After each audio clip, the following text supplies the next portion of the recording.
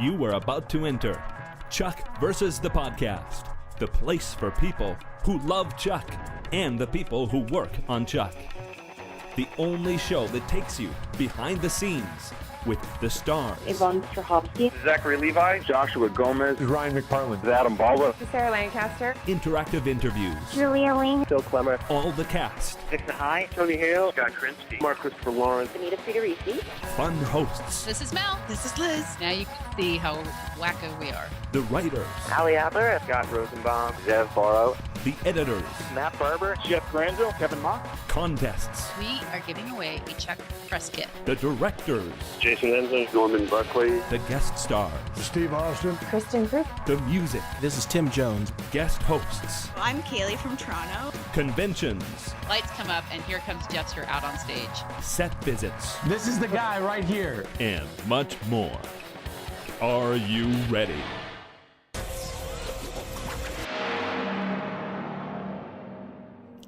This is great. This is Mel. This is Liz. And we want to welcome you to Chuck versus the Podcast, episode 77 for Friday, January 21st, 2011. Oh my goodness. Chuck returned after a 7-week painful hiatus with a fun, action-packed episode, Chuck versus the Balcony. We're going to talk about that great episode in a minute, but first, the Chuck news. We have some excellent news coming back from its 7-week hiatus with a rating season high. Woohoo! Chuck versus the Balcony earned a 2.0 in that all-important 18 to 49 demographic that we've become so familiar with as Chuck fans. Mm-hmm. That ties the season high. It was also watched by approximately 5.92 million viewers, which is another not season high, but very good number for Chuck. So an excellent way to kick off the remaining 13 episodes for this season. Mm-hmm. And it's a strong showing that saw a strong episode. So that's good news. Yes. Yeah. Very exciting news. Well, Zachary Levi changing agents hit the trades this week. Why is this noseworthy? Noseworthy. It's worth a nose. Why is it newsworthy? Oh my gosh. All right. Well, it's because it happened after a round of serious courting by several top agencies who, according to Deadline, they see Zach as a film/TV crossover. Of course. Mm-hmm. He ended up signing with ICM, who assembled a team of 6 agents to represent Zach on TV, movies, and as a director, which is awesome news. Mm-hmm. So it looks like big things are ahead for our favorite spy. Mm-hmm. And I'm sure it didn't hurt how well Tangled has been doing in the box office. Indeed. And apparently they were really impressed by his song as well. Everybody's saying, is there anything he can't do? Yeah. And somebody commented on ChuckTV.net asking why he needs 6 agents. You know, they're like, is he Johnny Depp now? I don't think so. Well, no, but he wants to be that kind of a mover and a shaker. And agents have specific areas that are their specialties. So he'll have an agent who's working on the TV aspect, an agent who's working on the movie aspect, an agent who's working on the director aspect, and then other things that he may have that he's interested in. So he's got different people working for him in different areas. That's why he's got like a whole team working with him now. Yeah, it only makes sense because somebody who has a whole bunch of relationships in TV might not necessarily have them in film, and somebody in film might not have an animated.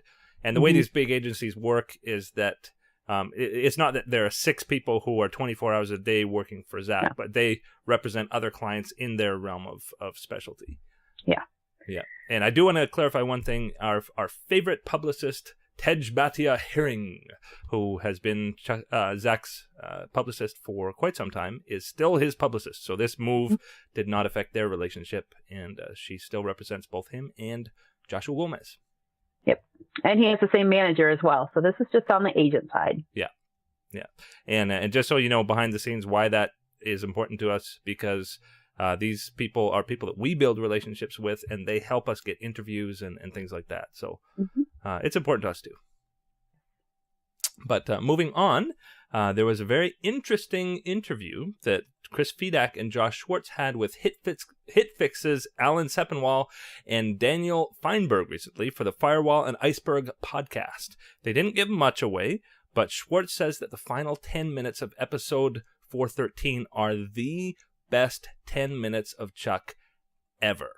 Now, keep in mind that was what was supposed to be the season finale before they got the extra 11 episodes. And so I believe them. Me too. I've been trying to put together what they could mean by that. And there's so many possibilities. So very many. Mm-hmm. I don't know. Yeah. No, they could top last night. Well, speaking of Monday night episode, yes. Yeah. They set up a lot for episode 413, don't you think? Absolutely. It looks like, the end of the episode was just a shocker, but it clearly set up what's going to be a very dynamic next 2 episodes. Mm-hmm. And so we're speaking about Chuck versus the Balcony, which was Chuck 411, where Chuck and Sarah and Casey go to France and have a fun romp. Actually go to France twice, or at least Chuck and Sarah do. I loved it. What did you guys think about it? I really liked it. I thought the first half was really fun and lighthearted, which was a nice way to kind of bring us back into Chuck's world. And then the second half got serious. Mm-hmm. It still had some really good moments. I especially liked when Sarah overheard what was going on between Chuck and Morgan and went to Morgan and took control of the situation because, by golly, she wants to get engaged. Let's make this happen. Yeah. I really, really, really liked that. Yeah. And then we had that twist at the end and the heartbreak between the two of them. But at least this time they're talking. They're communicating. It's not the same as somebody mentioned that this was kind of a parallel to what happened in season 2 where Chuck was proposing a vacation and she said, I have to leave. Mm-hmm. This time he was actually proposing and she has to leave, but she gets to explain to him. She gets to say, this is what I'm doing and this is why. Mm-hmm. So it's all out in the open now. I think that makes a big difference with that ending. It had me near tears. It was very emotional. It was very well done. I think I liked the fade to black and everything. Just kind of put a period on the emotional moment. But I think you're right about this time Sarah being able to explain. It didn't leave us so, come on, are they off again? Are they on again? Is something going to happen? No, they're together. Sarah and Chuck are together. They're going to be together. He's going to propose he already did. Yeah. She just didn't get the chance to say yes. Yeah. And, and by the same token, it sets up just a classic dilemma. One of the most powerful dilemmas that possibly could be, which is that one of the most important things to Chuck is to get his mom back. But in order to do that, he has to watch the person that he loves the most do what just scarred him emotionally as a kid, watching his mom go off to do this. Mm-hmm. So, it definitely great conflict and really, if you want to get close emotionally to these characters, this is the way to do it, to really dig inside what's the most important to them and set up these powerful conflicts. Well, I think it was ironic, too, that towards the beginning where Chuck was telling Sarah, I spent so much time focusing on the things that I can't control that I lost sight of the things that I can control. And now at the end, here's a situation that Sarah's going into a situation and he can't control it. I just kind of thought it was a bit ironic. Mm-hmm. Yeah, and if you remember back to Isle of Terror, the thing that he was most afraid of was Sarah being killed because of his mother. Mm-hmm. So he's now facing his greatest fear. Mm-hmm. He's off in a situation where she's going to be in danger. He cannot control it, like you said, Liz. And, there's a real chance in the story. Of course, we as viewers know it's not. But in the story, there's a real chance that she could be killed, and it would be because of his mother. Yeah. So, he's going to have to face that. But I really liked that this was, the way I saw it, was Sarah was doing this for Chuck in much the same way that she helped find his father for Ellie's wedding. Mm-hmm. This is something that she's giving to Chuck, and it's putting her in danger, but it's sort of a gift to him. Mm-hmm. Yeah. Well, she did tell Beckman that she'd be willing to do anything. Mm-hmm. Yeah. Yeah, got to think about that. So. Yeah, and it is very, extreme. very, very important to establish, as we discuss this, that as much as Sarah would do anything, this was Beckman's plan. This was Beckman's idea. At least I get that this was a total surprise to Sarah at the end. I think so. The look of surprise on her face when they interrupted them on the balcony and the fans were going, no, you couldn't have given us 15 more seconds. The look of surprise on her face tells me that she did not know this was going to happen. Yeah. Or at least not the way, maybe, that it was going to go down. And I do think it brings up something, that the arcs that these characters go through in the course of the series mean that certain characters are serviced in different ways over the course of several episodes.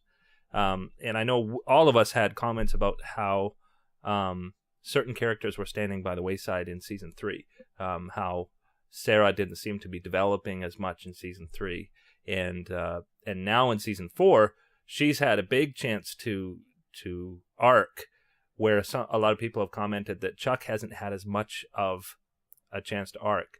Well, basically, what I see is that has been setting up where now Chuck is going to start to take the reins and really grow as a character. You can't service everybody all at once, and so we've had a lot more focus on Morgan over the last few episodes. We've had a lot of focus on Sarah over the last few episodes, and now I think we're going to really see Chuck come into his own. Now, I would argue that we have had focus on Chuck and that he has been showing we've been seeing some character development with him. It's just that we've been seeing him dealing with his mother and a lot of emotions that come from seeing her again after 20 years. And no matter how old you are and how healthy you are mentally or emotionally, if your mother returns 20 years after she walked out the door with no explanation, there's going to be some childlike acting out. I don't care who you are. Yeah. Compartmentalize all you want, but it's going to come out in some way. So I think some of the complaints about Chuck's behavior they're organic to what's happening to him in real life or in the story. He's had to deal with this, and he hasn't always been the most mature about it, but it worked for me. I'm glad to see him coming through the other side of it, though. And realizing, like he told Sarah, it's time to focus on what I can control, ironically. And that leads him right back to his mother and Volkov. But I'm glad to see him deciding that he wants to take control and then, bumbling it as Chuck would. So that she needs to step in and try to take control herself. Yeah. I like that this was the proposal as it was actually happening finally was a mutual thing. Yeah. It really was. It was a partnership, even if Chuck didn't realize it. Finally, which actually, that's an interesting point. They've danced around it where one has been into it and the other one hasn't, and then they flipped. And it's great to see that they finally come together. And that they're working towards a mutual goal. I just was really tickled to see Sarah saying, let's do this. Let's get this done. I am ready to have that ring on my finger. Let's go. If there were any doubt remaining, that settled it. And she tells Morgan. That was pretty funny. That was a cute moment when Morgan gave his blessing. Yeah. Sweet. And then Casey advising Chuck. Yeah. Saying, you don't have to have the balcony, you just need the girl. Yeah. I loved that. I totally loved that when he said that. I just kind of gave a cheer. Woo! Well, and it shows how much all of these characters and relationships have grown over the course of the series. Like you've got Morgan is Q in this episode. I mean, he's got Chuck set up with everything in his pockets, and he's in control of the video and the audio, and he's got the dual audio lines going between Chuck and Sarah, and so Morgan's really coming into his own. Casey's a lot more comfortable with Chuck than he's ever been, and with Sarah, and he's urging their relationship on. Chuck and Sarah are in a much more confident place. And I'm just really excited now that they're at this level to think where this can be taken in the next few episodes. because they mean so much more to each other now, and so now the stakes can be raised on that level where your fear of losing somebody is a lot more, and also the potential for action is a lot more when you've got these skilled characters now working together. Yeah, exactly. Let's talk about that action a little bit. How about that fight scene with the wine glass? Oh my goodness. I just kept thinking of those commercials with the mattresses. Yeah. You know, with the wine glass and somebody jumping. Like, man, I'd like to see a mattress do that. Or even the fight up on the balcony. I mean, I think Merritt's going for another Emmy here. I think so. I mean, he keeps raising the bar on these stunts and fights. Yeah, I didn't like it. You didn't like it? No. Why not? I did not like with the wine glass. I just thought, I don't know. I just thought that was just really far reaching. Well, it was very James Bondish. It was very much like where there's something that's done very much to show, hey, I can do this. Like any real fighter would put down the glass and fight with both hands, but it's almost a little bit of showing off. Look what I can do. But that's what makes the Because I have suave. the intersect. What's that? I think it was to show off I can do this because I have the intersect. Because as soon as he was done fighting, he was bumbling again. Yeah. He was back to being Chuck. So I think we were supposed to see what a clear delineation between Chuck's skills and the intersect skills. Mm-hmm.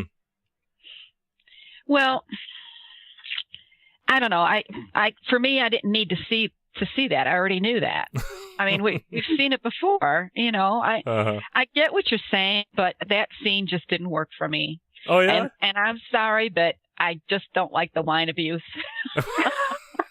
I knew that's what it boiled down to. You were worried about the wine. That's all. Totally freaking out. Don't let that wine. Well, he didn't. He didn't. No, it just didn't work for me.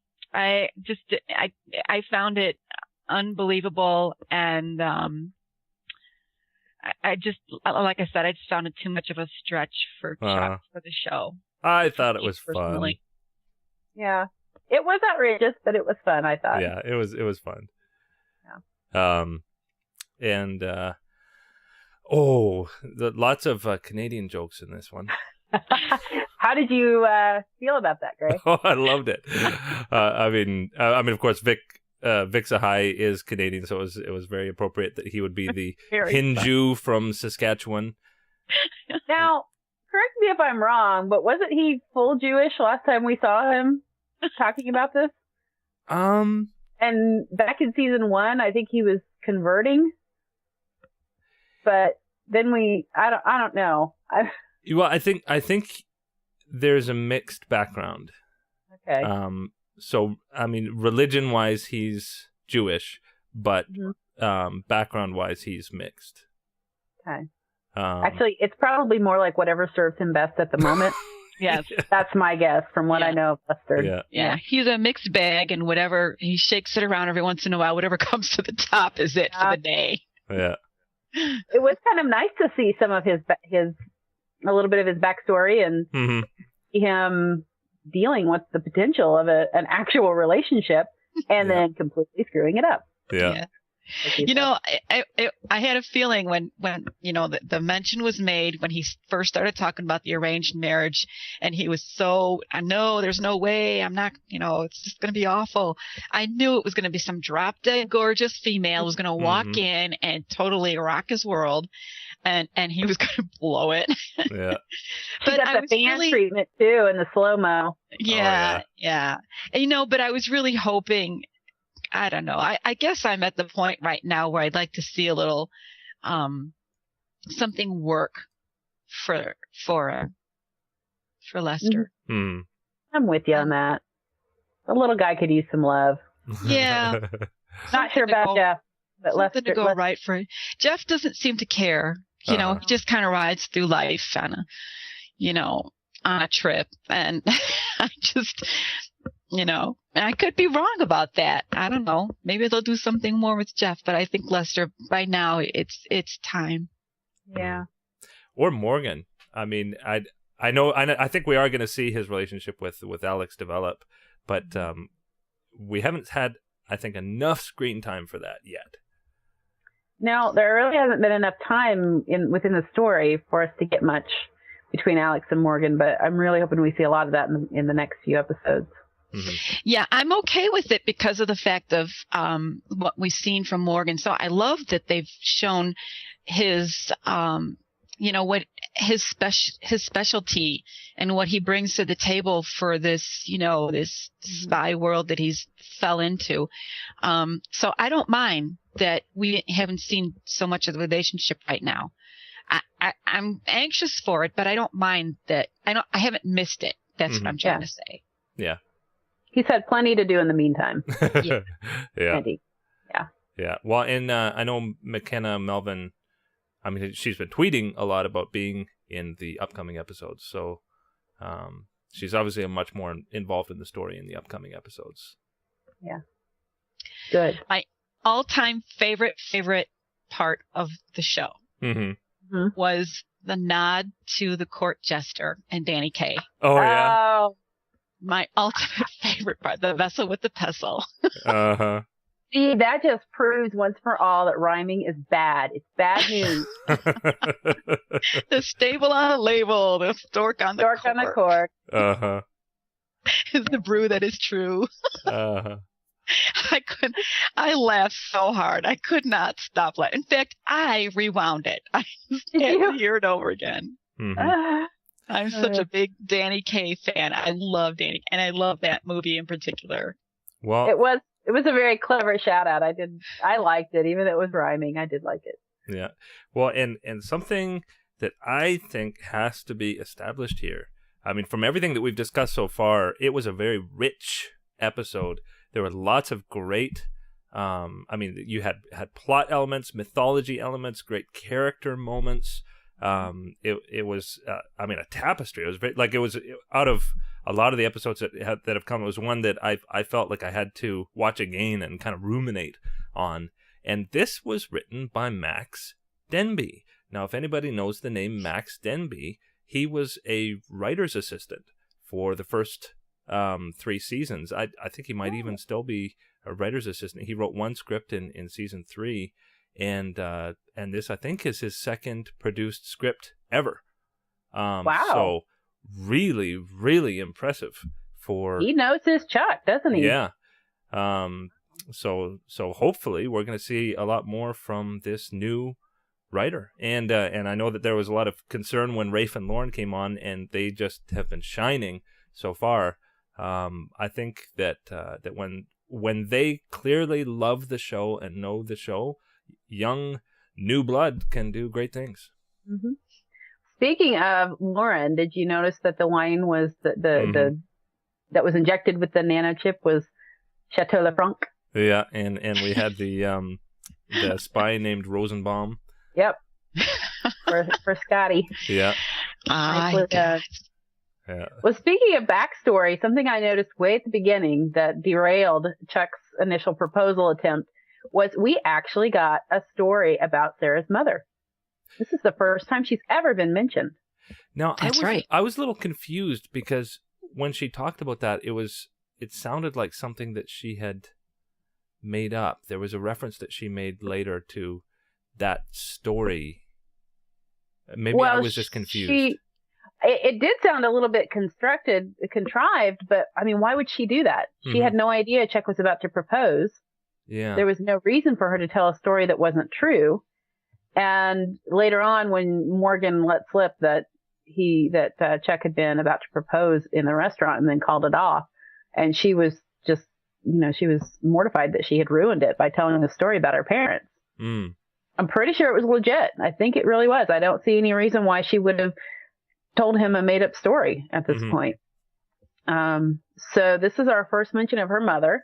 It sounds like perhaps they never actually got married. That was kind of what I took away from it was the proposal was ruined and the restaurant was burnt down. And so they postponed the wedding and it was kind of left there, making me think that they never actually got married. But I don't know. I'm hoping that that's laying some groundwork, and we're going to find out more. Yeah, that would be. Yeah. And how about Sarah as drunk Sarah again? Oh, She's really good at it. Oh, she is just so hilarious when she gets to play these fun parts of her character. Yeah. She sacrificed that shoe. Really good. That was a great shoe. Oh, I was just going to say, what a killer shoe, too. Her wardrobe in this episode was amazing. I love that dress. We're going to go a little girly here on you, Gray, but man, that dress. You know what, Liz? I emailed Robin Lewis, the wardrobe designer for the show, and said, hey, would you be interested in doing sort of a regular feature with us to give us tips on where the clothes came from and everything? And she's all for it. So watch for that. Wow. Yes, watch for that on CheckTV.net. And we may actually have some surprises along the way in conjunction with that. But we're looking forward to telling y'all how to dress like Sarah and Ellie and Chuck and the whole gang. Yeah, because Ellie's had some really knockout dresses. Some really awesome looks. Yeah. Yeah, no complaints about the costume design on this show. So I guess other than some great moments between Sarah and Morgan, between Casey and Morgan, Casey and Chuck. I loved when Casey came in and he took the keyboard like he was going to help. Yeah. They're going to need a lot of help. Yeah. And Morgan's telling Chuck, you're my best friend. No offense to Casey. And Casey's like, what? Yeah. I love it. How many Casey grunts did we have in the episode? Anybody? You know what? Not as many as I would have expected, given the lovey-dovey nature of what was going on. Yeah. He's on board. Let's get these kids engaged. Yeah. Yeah. He totally is. But you know what? I have to say, I saw a lot of people were tweeting they were upset with Josh and Chris Fedak at the end of this. Oh. Pretty mad at them for the way they ended it. And all I got to say is, yeah, you guys are just mean. But you know what? I mean, we would not have had that touching moment at the end without it. It was that really emotional. Yeah. But yeah, Genevieve, my niece that's completely enamored with the show, her mother contacted me this morning and said that I had a heartbroken niece. She kept, she was watching the show and saying, "Come on, you can do it, you can do it." And then when it didn't happen, she was just devastated. So I told Chris her, you know what, hang in there. Yeah. So Chris and Josh have that on their heads. How do they sleep at night? It's coming. Yeah, there was so much else.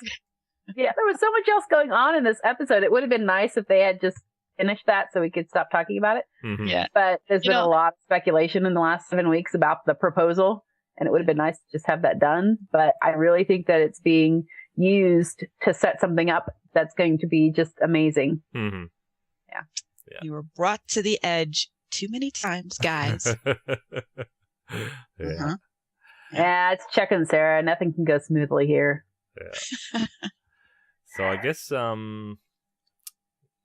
that's about it for this episode, except the promo for next week.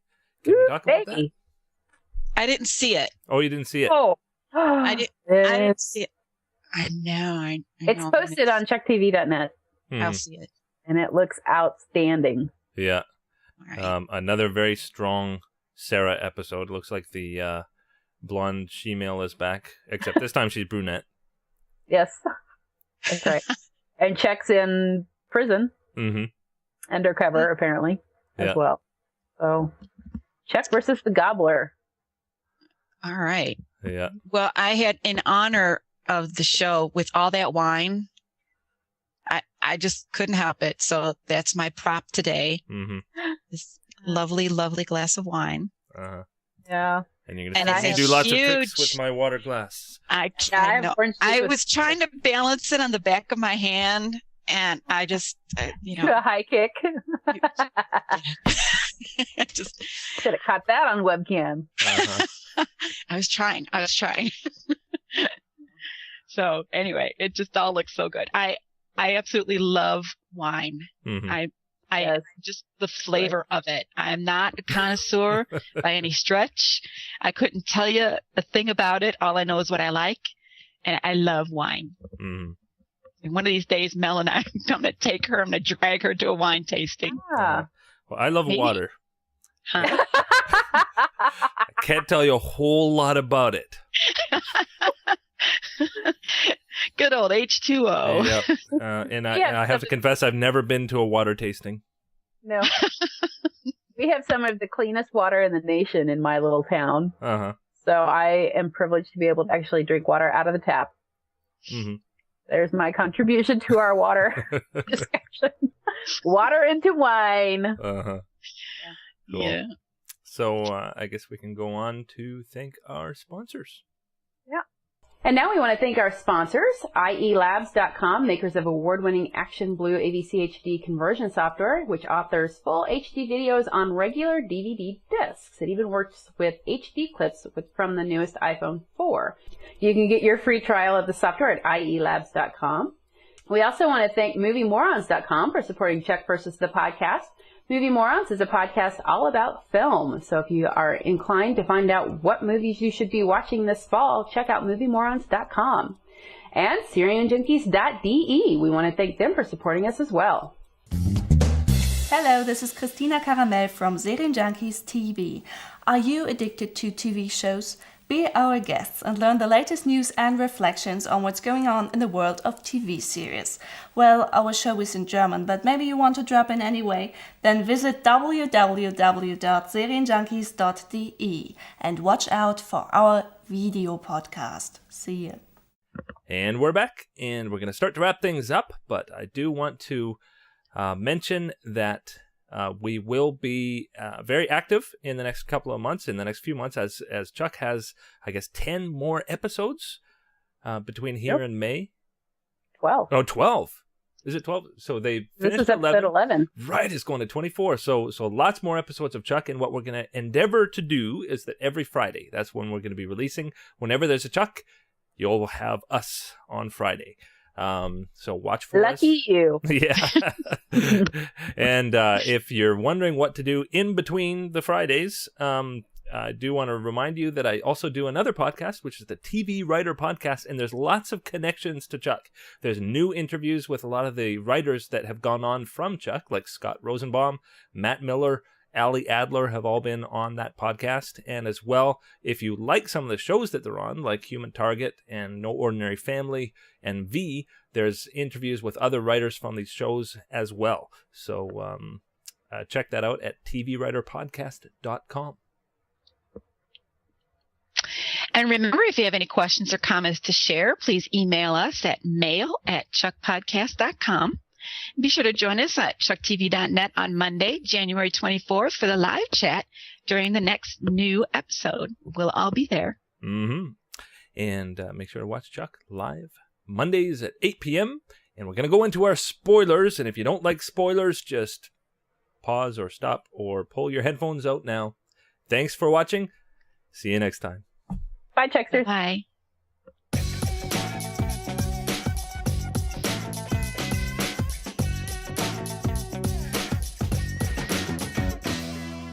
And we're back. Mel, what have you got for us? Well, first up, we have a spoiler from Kristen at eOnline. Sheebs08 from Twitter asks, so the Chuck promo shows a new look for Sarah. Is she channeling her inner Miranda Lawson? Miranda Lawson, of course, was the character that Yvonne embodied on the video game Mass Effect 2. And Kristen says, I'll let executive producer Chris Fedak take that one. And he says 2 words, evil Sarah. Ooh. So we already know that she's gone deep undercover and supposedly is a double agent now, is a turncoat, and going into Volkov's agency. And apparently on this show, if you're a bad guy, that means you're a brunette. So she'll be sporting a dark nude and a catsuit in an homage to Emma Peel from the Avengers. Ah, very cool. Oh, awesome. I like it. Yes. Yeah. Watch for Evil Sarah in next week's episode of Chuck. Yeah. The dark side. Yeah. Yes. Very cool. Well, here's the official synopsis for Chuck episode 412, Chuck versus the The Gobbler, which airs Monday, January 24th. Sarah embarks on a mission that could be her last. And McKenna Melvin and Linda Hamilton, Timothy Dalton will all guest star. Sarah takes dangerous measures to help Mary Bartowski bring down Alexei Volkov. Scroll down a little bit here. And I've scrolled down too much. As Chuck worries that she may be getting in too deep. Sarah, though, must enlist the help of Chuck, Morgan, and Casey to complete her undercover mission. Meanwhile, Ellie and Awesome are at odds over what to name the baby. Yay, Ellie and Awesome! Woohoo! I know, we missed them this week. I know, we did. But the whole gang will be there. Scott Krinsky, Vic Sahai, Mark, Christopher Lawrence will all be starring on that episode. And Chris Fedak actually let slip to give me my remote that he named Baby Awesome after his own daughter. And I met her. She's about 20 months old. I met her and Chris's wife, Lisa, at San Diego Comic-Con last summer. Cannot for the life of me remember that baby's name. I want to say Sasha, but I don't think that's right. I think that might be Josh Schwartz's baby's name. So, but Sasha is a form of Sarah, though, so it could be it. I don't know. That would be cute. Yeah, I'm just kicking myself for not being able to remember names so well. Well, I'm sure you'll slap your forehead when you as soon as the baby's name's announced, I'll say, I should have known that. Cool. Well, in casting news, you saw him on Stargate Universe. Lou Diamond Phillips will be the villain of the week in episode 415, Chuck versus the Cat Squad. Minnie Andon also returns as Karina. We've known that for a while. And this episode is an homage to Charlie's Angels and may give us some insight into Sarah's professional background. So some cool Sarah stuff coming. Lou Diamond Phillips. Oh, I'm such a fan.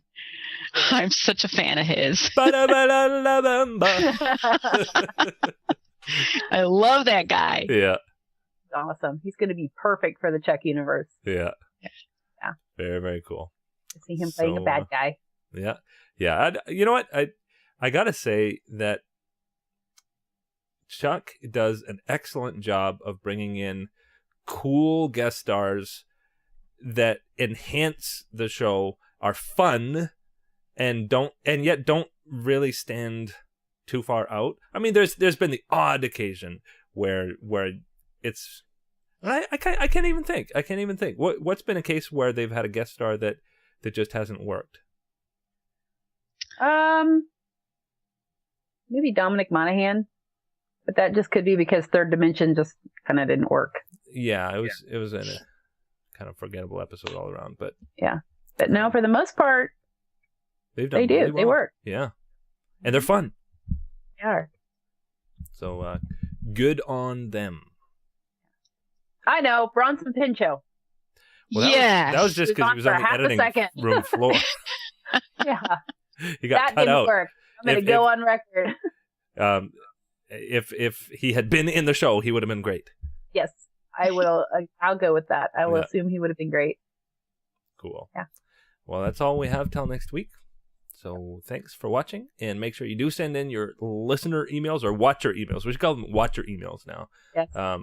But do send them in, and actually, if you want to record a video or audio question, you can do that too, and send that to mail@chuckpodcast.com. Yeah, we'd love to see your face up here on the podcast with us. Mm-hmm. Yeah. We'll put you in the fourth corner, so it'll be like Mel, Liz Gray, and you. Yeah. Do it. I like it. Yeah. Part of the Brady Bunch. Well, I'm going to go practice my wine glass trick. All right. We'll see you all guys next time. Yeah. Okay. Bye-bye. Bye.